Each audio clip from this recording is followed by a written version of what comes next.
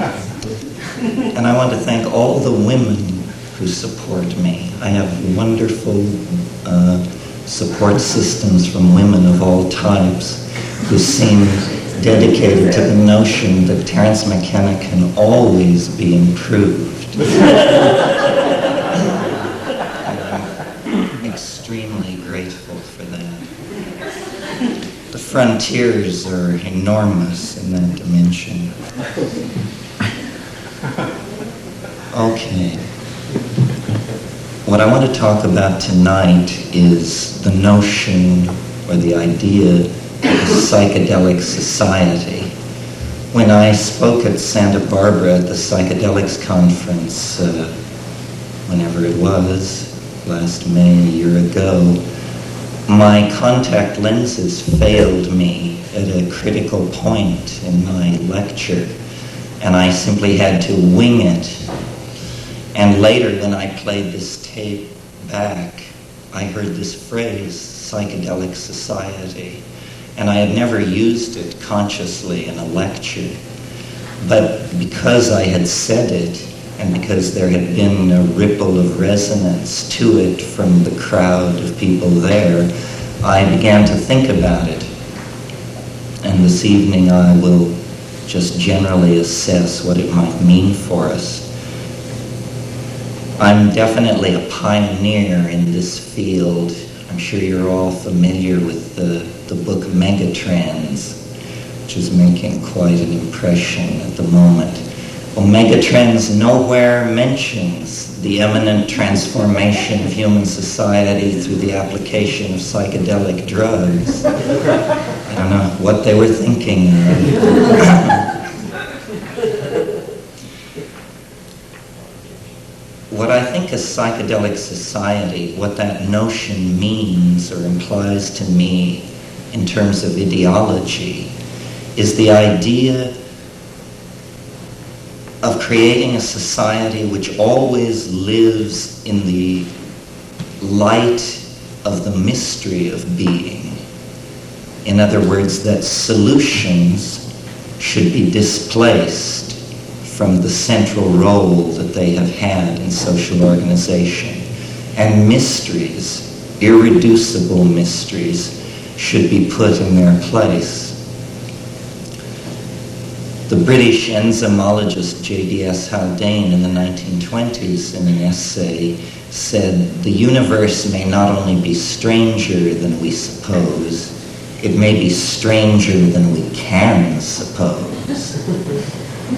And I suggest to you that as we look back over human history, every pinnacle of civilization, whether it be Mayan or Greco-Roman or Sung dynasty, has believed that it was in possession of an accurate description of the cosmos and of man's relationship to it.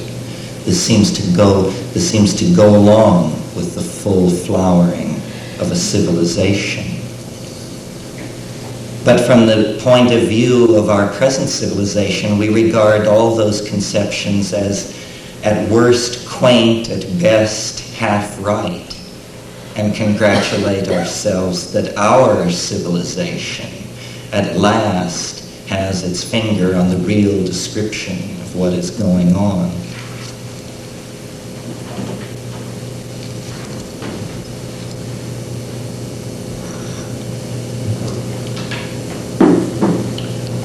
But I think that this is not true, and that actually what blinds us or what makes historical progress very difficult is our lack of awareness of our ignorance, and that beliefs should be put aside, and that a psychedelic society would abandon belief systems for direct experience. And this is, I think, much of the problem of the modern dilemma, is that direct experience has been discounted, and in its place all kinds of belief systems have been erected. I would prefer a kind of intellectual anarchy where whatever was pragmatically applicable was brought to bear on any situation, but where belief was understood as a self-limiting function. Because you see, if you believe something, you're automatically precluded from believing its opposite, which means that a degree of your human freedom has been forfeited in the act of committing yourself to this belief. And I maintain that it's pointless to have beliefs, in a sense, because the universe really is stranger than we suppose. And what we need is a return to what in the 16th century was called the Baconian method, which means not the elaboration of fantastic thought constructs which explain, but merely a phenomenological cataloging of what we experience. Computer networks and psychedelic drugs and the increased availability of information in the world have actually made possible the evolution of new alien information states which never existed before. And we are processing these things, but at a very slow rate because we are hindered by ideology. Now, I mentioned in an earlier workshop this afternoon that Freudian models, Jungian models of the psychedelic experience, which saw it as somehow a stripping away of resistance and a revealing of complex and hidden emotions and motives and belief systems, has been replaced in the last 5 to 10 years with the shamanic model of hallucinogenic and shamanic experience. This model holds that archaic peoples have deputized special people to probe hidden information fields using psychedelic drugs, and that the information extracted from these information fields is then used to guide and direct the society. Now, I'm interested in this second model and spend time in the Amazon and am familiar with the operational mechanics of shamanism and shamanic personalities and that sort of thing. But I believe, actually, that the psychedelic experience looms larger than the institution of shamanism, and that we hold a unique opportunity, which is sort of the flip side of the culture crisis. Our ability to destroy ourselves is the mirror image of our ability to save ourselves. And what is lacking is a clear vision of what should be done. What should be done is certainly not the accumulation of ever larger nuclear arsenals and the promotion of all kinds of primate game playing of the sort that Tim Leary is well versed in denouncing. What needs to be done is that fundamental ontological conceptions about reality have to be remade. We need a new language, and in order to have a new language, we must have a new reality. It's almost a kind of Ouroboros equation or a bootstrap situation. A new reality will generate a new language. A new language will fix a new reality and make it part of this reality.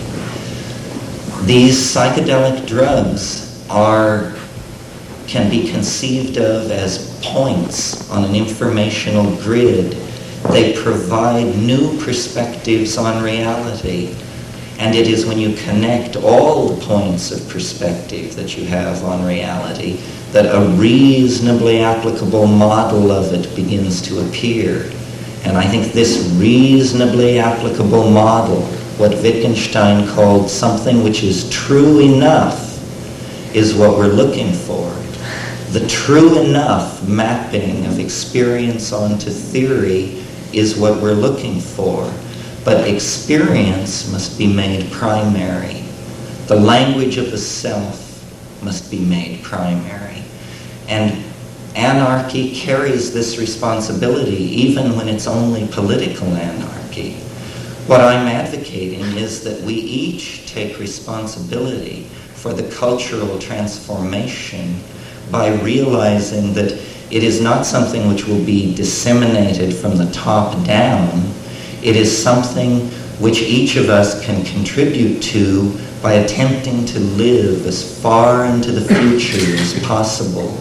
You know, we must get rid of the conceptions of the 40s, the 50s, the 60s, the 70s, the 80s, the 90s. We must smear the historical moment and become exemplars of the humanity of the end time. And those of you who attended my lecture this afternoon about time know that I believe that liberation, or let's even say decency, as a human quality, is an actual resonance and anticipation of this future perfected state of humanity. And we can will the perfect future into being by becoming microcosms of the perfect future, and no longer casting blame outward on institutions or hierarchies of responsibility and control, but by realizing that the opportunity is here, the responsibility is here, and the two may never be congruent again, and the salvation of your immortal soul may depend on what you do with the opportunity. Amen.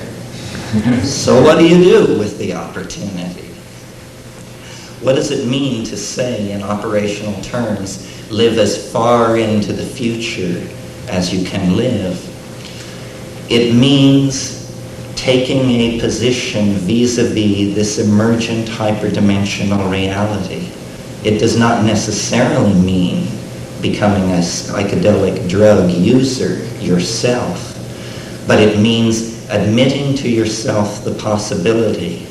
And if you feel the heroic potential within yourself to be one of the experiencers, one of the pioneers, then you know what to do. If, on the other hand, you fear to be lost in the abyss, you fear what William Blake called falling into eternal death, falling from the spiral of being, which connects one reincarnation to another, and falling into the realm of eternal death, then you orient yourself towards the psychedelic experience, towards the psychedelic phenomenon as a source of information. A mirror image of the psychedelic experience in hardware are computer networks. Computer networks, paradoxically enough, are a deeply feminizing influence on society, where in hardware, the unconscious is actually being created. It's as though we took the Platonic bon mot about how if God did not exist, man would invent him, and say, if the unconscious does not exist, humanity will invent it in the form of these vast networks able to transfer and transform information. This is, in fact, what we are caught up in, is a transforming of information. We have not physically changed in the last 40,000 years. The human type was established at the end of the last glaciation. But change, which was previously operable in the biological realm, is now operable in the realm of culture. And we are shedding cultural adumbrations of our vision of the unitary mystery at a faster and faster rate as we try to accommodate ourselves and mirror ourselves to the mystery which lies ahead of us in time and which is throwing this vast shadow of fatedness back over the entire experience of human history for everyone who has lived in it. And previous to our own era, the only control language which could be applied to this thing, which was bringing people together and causing birth and death and tearing down and erecting civilizations was God. And it was imagined as a self-conscious force that was leaning into the world like a cat into a fishbowl and making things happen. Now we have a different notion, a notion of a vector system where forces over a large area are oriented toward a very small space. And this is what history is. It's an inrushing toward what the Buddhists call the realm of the densely packed, a transformational realm where the opposites are unified. And the way I characterize this union of opposites is to say it is that realm where the body is finally interiorized, the mind is finally exteriorized. The way I think of the mind is as a fourth dimensional organ of your body. You can't see it because it's in the fourth dimension, but you experience a sectioning of it in the phenomenon of consciousness. But that is only a partial sectioning of it, the way a plane gives a partial picture of a cone when it truncates it. The growth of information systems is only a mirroring in masculine hardware of what already exists in nature as a fact. And it is up to us to hone our intuitions and to become aware of this pre-existent system of communication and wiring so that we can step away from the dualisms which separate us from each other and from the world. We need to realize that there is a gene swarm, not a set of species on the earth, that half the time when you think you're thinking, you're actually listening, and that ideas are remarkably slippery things and are very difficult to trace to their origins, and that we really are one-on-one and all together in a dimension that is not as accessible as you might wish to be, congealed, as Finnegan's Wake says.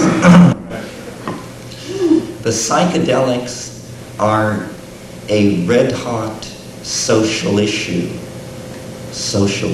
ethical issue, whatever the term for it is. And it is precisely because they are deconditioning agents.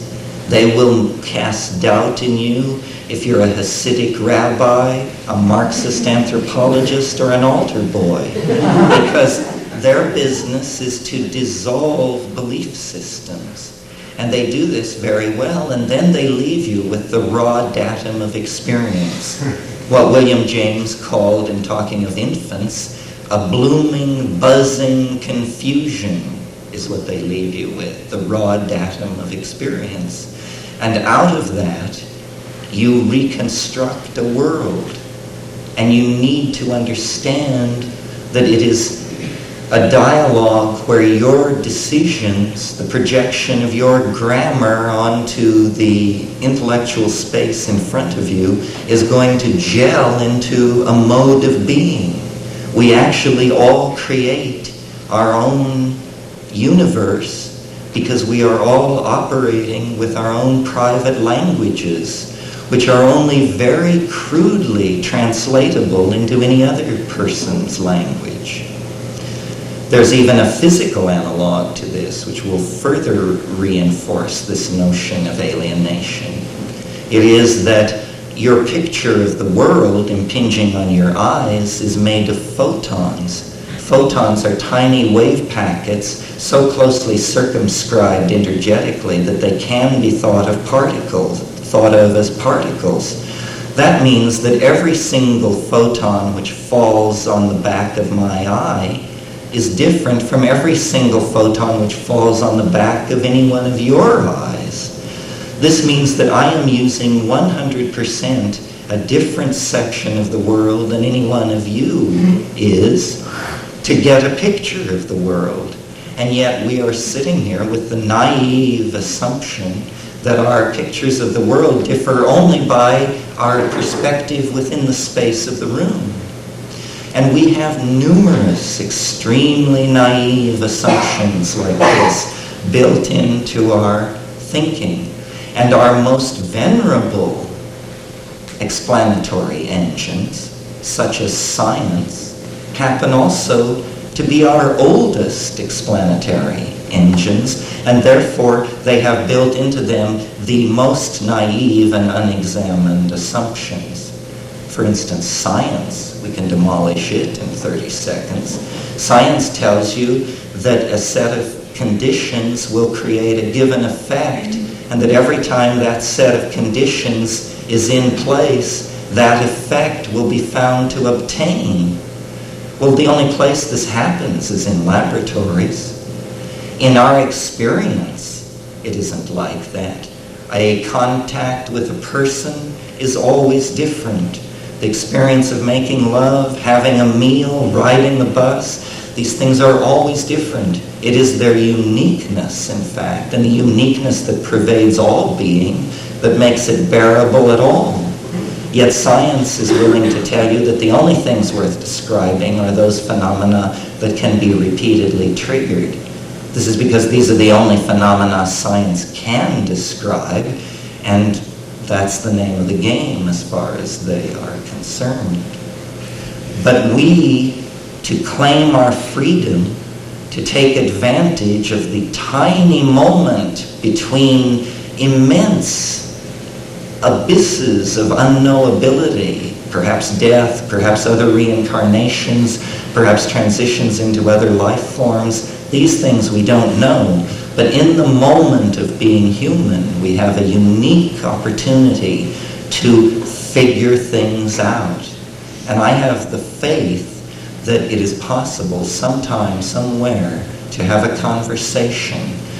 Perhaps no progress would be made until the 9th hour, but to have a conversation in which reality could be literally pulled to pieces, beyond the point of reconstructing. I had a friend, I'm not sure this is germane, but I had a friend back in the 60s who one day on LSD took a toothpick and he sat for 14 solid hours with the toothpick and a large red brick, and he demolished it. He reduced it to nothing with this toothpick and his fingernail long after the toothpick was gone. And this is what we have to do to the ideological concrete in which we are set. We have to claim anarchy and realize that systems have a life of their own that is anti-humanist. There is definitely an anti-humanist tendency in all systems. Ludwig von Bertalanffy, who was the inventor of general systems theory, said, people are not machines, but in every situation where they are given the choice, they will behave like machines. We all fall into patterns. We all then hold those patterns ever more tightly. They cannot be violated, and this happens on the thought level. And we are at the cresting wave of a historical wave of this kind of uptightness that stretches back millennia. And I think that we have now come to the end of this phase. Whether you buy into my own peculiar apocalyptarian transformative vision involving 2012, or whether you just can tell by looking around you that the shit may soon hit the fan, I think we can agree that we have come to some kind of a pass. And what is going to come out of it is either going to be a great deal of dislocation in the biosphere, the invalidation of intelligence as an adaptation of biology, and our extinction, or we are going to become, as James Joyce dreamed we could, man-made dirigible, is how he put it. In other words, the exteriorization of the soul, the interiorization of the body. And in this process, everything is going to be challenged. the very notion of humanness is going to be challenged, because we are on the brink, through genetic manipulation of DNA, of actually taking control of the human form, of being able to extend the notion of art inward into the human body and form. Are we classicists? Shall we each be an Adonis and a Persephone? Or are we, what are we? Are we surrealists? Shall I be a potato and you a burning leopard? These are decisions which will have to be faced. These are the important questions. And this vertical game, which we see in the metaphors that are applied to psychedelic drugs, consciousness expansion, getting high, psychedelic tripping, shamanic flight, all of these things are being paralleled. It's like the drugs are the feminine, software, formative, leading edge of what is happening. Coming along behind that is the hardware, engineering, masculine mentality that is processing all this stuff into hardware. And this will continue until the leading edge outdistances the engineering mentality through breakthrough. And this is what I think the shamanic hope is, that we can find a way to use chemicals in our bodies and our voices and our thoughts and our hands upon ourselves and each other to transform ourselves without technology, to move into the realm of the imagination on the natch, as it were, with an interiorized, psychopharmacologically applied technology that frees us in the imagination. At the same time that this is going on, the engineering mentality is going to set human societies in orbit around the Earth and the Moon and the near planets.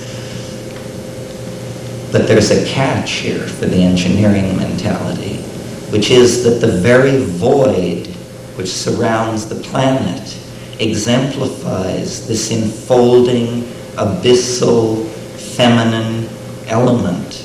It is the mysterious mama matrix of Finnegan's Wake. The mysterious mama matrix is the universe, and there is no escaping that fact. So that I think the engineering mentality, which will seek to change man into his machines, will have to be counterpoised by the psychedelic, earth-oriented, imagination-oriented side of things, which will create then the potential for the spiritual marriage that will be the alchemical perfection of a new form of humanity. And this is not far away. It can't be far away. It must be now and soon. And it is, as I said,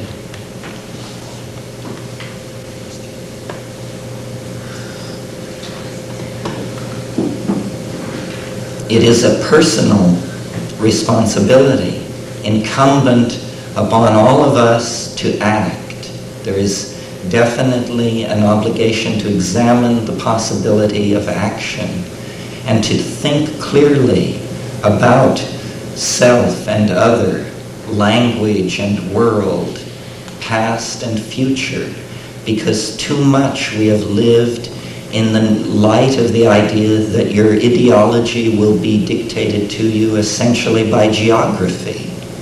And if you're born in India, you'll find out that the cosmos is one way. If you're born in Brooklyn, you find out it's another way. What we need to do is transcend these localized grids of fate, which make us what we are but don't want to be, because you claim this higher level of freedom by the simple act of applying attention to being. The experience of being the primacy of experience. This is why I can get along with these people in the Amazon who do these drugs, because though my Spanish is terrible and often theirs is worse because they're Indians, la experiencia, señor. And yes, we understand, we know. And he says, because we're posing usually as scientists of some sort, you're from this or that university, you will return to this laboratory, you show me this paper which has the name of my friend in it because he helped you last year, but I say to you, experience is the thing. And the only thing you can say to that is, we know it is. We must begin to send out ideological visions rather than be the consumers of them. We need to turn off the metaphorical televisions which are hooking us in to the network of cultural assumptions dictated from the Pentagon, Madison Avenue, and what have you. We need instead to turn on our terminals and to begin to interact with like-minded people throughout the world and establish this new intellectual order, which will be then the salvation of mankind, I firmly believe, because it is a collectivity, and people will then feel the interrelatedness of their fates, feel that interrelatedness as a thing which transcends national divisions, ideological divisions, feel the primacy of being part of the human family. And I think that it will not be done without psychedelics because we have drifted so long without them. Surely we are the culture that has gone longest without psychedelics in any cultural situation throughout the world. It's been 2,000 years since the mystery was real at Eleusis. And in that 2,000 years, we have wandered far, far into confusion. But we are the prodigal sons. We can redeem the ideal of shamanism from pre-technological social stasis and actually project it, perfect it, and send it out to the stars. And if we don't do this, everything is lost. There is no standing still. There is only risk and commitment to these millennia-long cultural goals that will restore meaning and direction to our civilization, or we will fritter it away into chaos and destruction and the horrors of the typical future scenario. Thank you.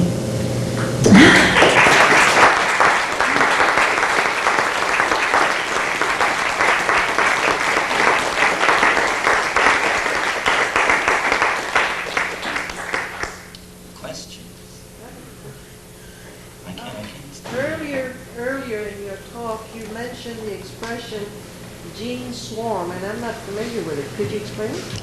Yes, I talked about this in the workshop this afternoon, pointing out that the notion of species is simply a 17th century convention of biological classification begun by Linnaeus, because when you visually look around with no awareness of geological time, you do seem to see distinct plants and animals.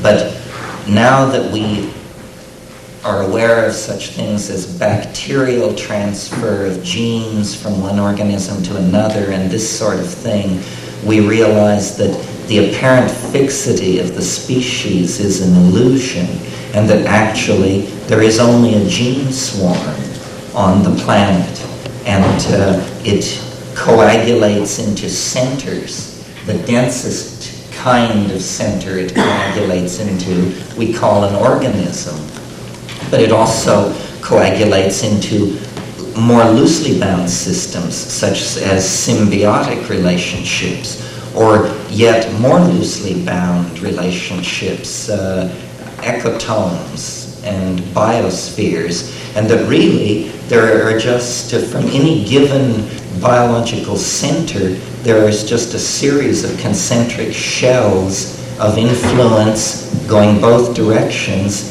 outward, and that's a more true view of the situation on the planet than the notion that there are distinct species. So that you would see the actual organisms and all that as being maybe, or the gene swarm expressing itself as an interaction with the environment at that particular moment. And Yes, all they're that. temporary Right. aggregates Right. of genetic material. I'd never heard that, and I find it very interesting. Well, it turns out when you start, I don't want to get too deeply into it because it's a sideline, but when you start looking at the ways that genetic material is transferred around, there are all kinds of ways. There's even been a kind of termite found in Africa where the mating activity is so furious that, and the sexual organ of the male insects so sharp that they actually pierce the body cavity, not only of females, but also of other males. And by marking the sperm of these insects and following it, you can discover that some male individuals are transferring sperm to females that is not their sperm. And that absolutely violates the central dogma of Darwinian evolution, which is that the genetic material, the transferability and adaptability of the genetic material is directly linked to the adaptability of its carrier. But here you have a situation where the owner of the sperm may be dead because he was non-adaptive, but the sperm, because it's in the body of a more adaptive insect, is actually having an impact on the expression of the phenotype. So that's very technical, but anyway, genetic material moves around in all kinds of ways, and I'm sure there are more ways soon to be discovered. Thank you. Politically speaking, what would be some of the first steps to integrate psychedelics into our culture?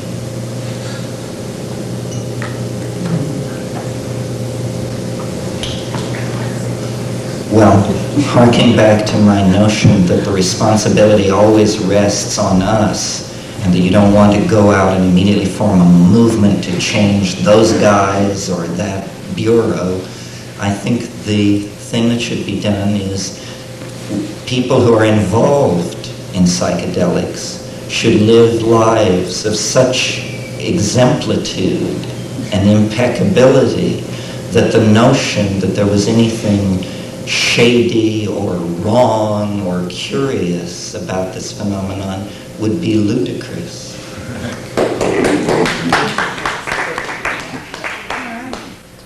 I thought about it. See, I didn't think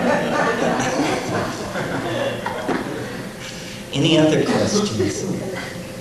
Then thank you very, yes. I'd like to have a clearer vision of how you would see a psychedelic society, in that if we were able to demolish a lot of the belief systems that we do operate under, how would we relate to one another? How would you see that vision unfolding? Okay. Well, there was a French sociologist about 15 years ago who had some vogue and then faded. I don't know what his sin was.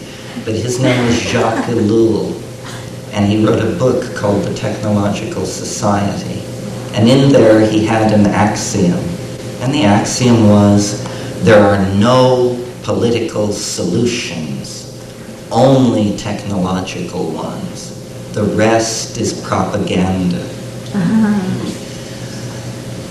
What a psychedelic society would do, I think, is it would rationally solve problems.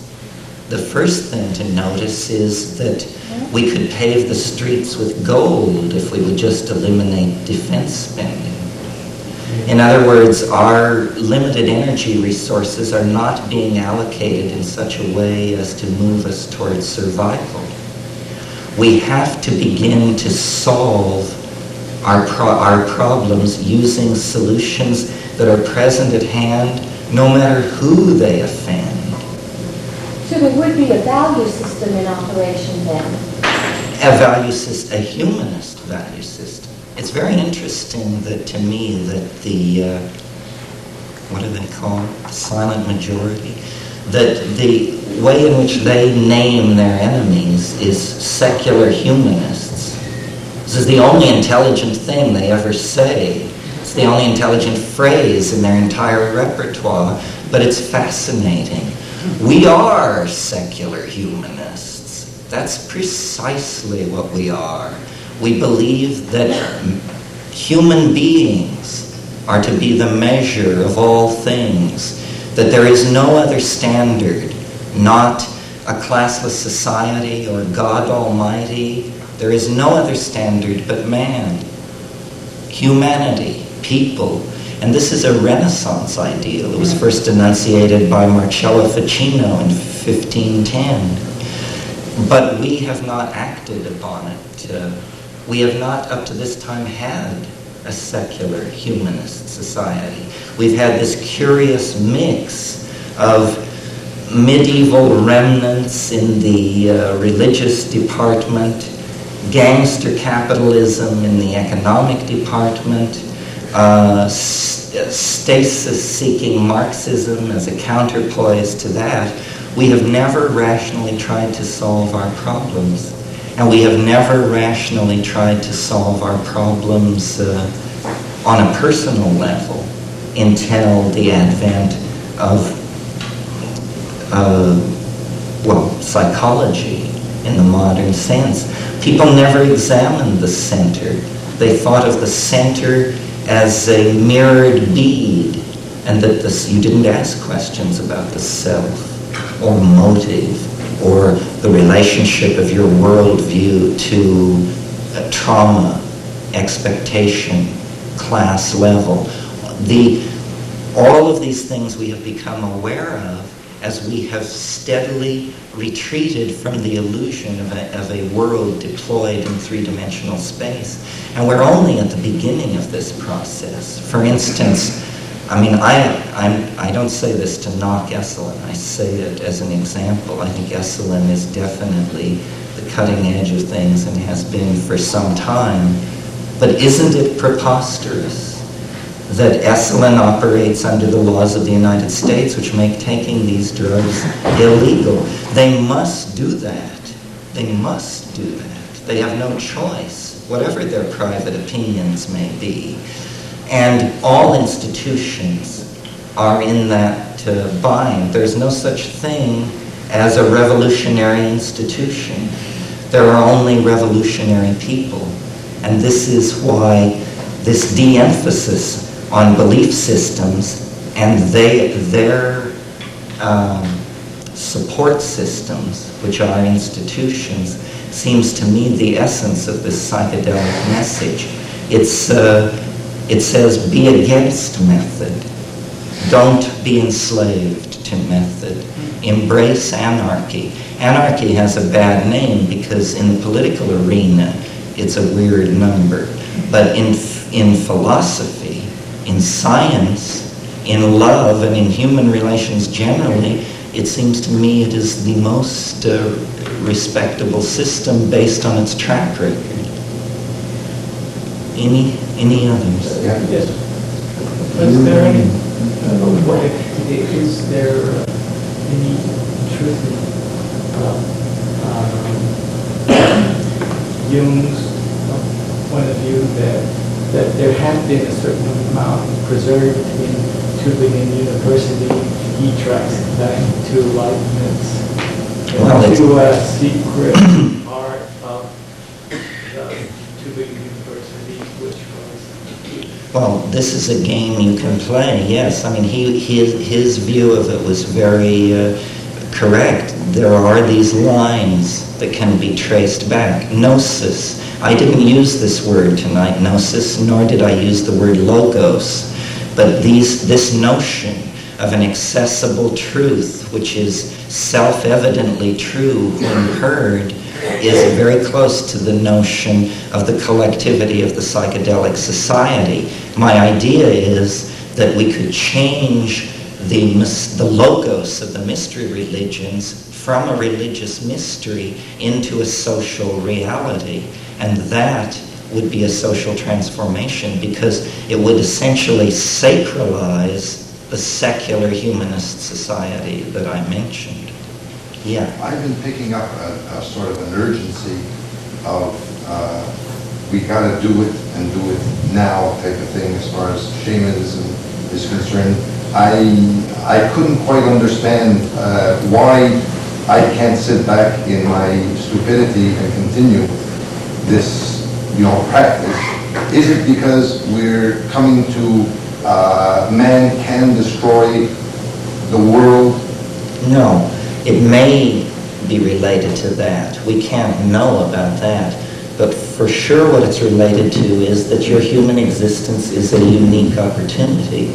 So it's only the opportunity. There is no great urgency as far as you see. It's not a matter of we got to do it now because we got ourselves into a bind, and if we don't get the realization or the knowledge of getting along with If we don't do it, someone else will. That's my faith. But there's only one game in town, and if you want to be part of the adventure of being, you have to get your feet wet, and that means you have to get committed in some way. So if it's not done now, it'll be done in 100 years from now. This is coming. I mean, this wave has been rolling toward completion since before the breakup of Pangea. This is the big picture. Yes, it's coming. The monkeys are going to the stars. Whether smoothly or not so smoothly is not clear. But the monkeys are going to the stars, and they're going to take everyone with them. And it can be a relatively smooth birth with no tearing and no bleeding and everything just moving right along. Or it can be holy hell and leave the earth a smoking cinder before it's over with. But the monkey thing, the information creature, is definitely on its way to the stars. I don't think anything can stop that. If you wanted to stop that, you had to get back there before the pyramids. Well, thank you very much.